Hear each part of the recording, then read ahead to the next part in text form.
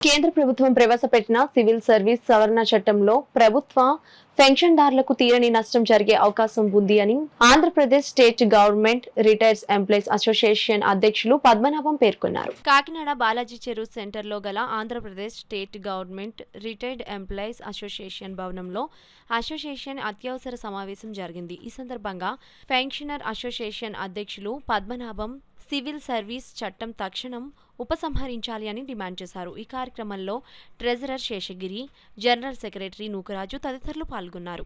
అదేవిధంగా కేంద్ర ప్రభుత్వం ఇచ్చినటువంటి మార్చి 29 తారీఖున గెజిట్ పబ్లికేషన్ ఇవ్వడం జరిగింది.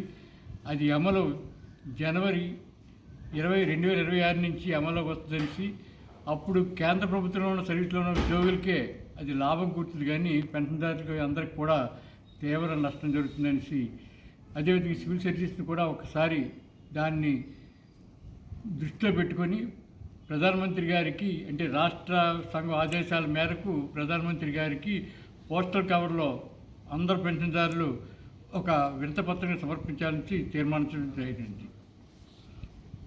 పెన్షన్దారులు అందరూ కూడా కొద్దిగా మెంటల్గా ప్రిపేర్ అయ్యి వచ్చే పిఆర్సీ నుంచి మనకి పెన్షన్ పెరగదనే ఉద్దేశంతో, మెంటల్గా ఉండాలనే ఉద్దేశంతో మరొకసారి పెన్షన్దారులు అందరికి కూడా దాన్ని మైండ్లో పెట్టుకొని ఆ విధానాన్ని ఉపసంహరించాలని ఉద్దేశించిన ప్రధానమంత్రి గారికి పోస్టల్ కవర్ ద్వారా పంపాలని విజ్ఞప్తి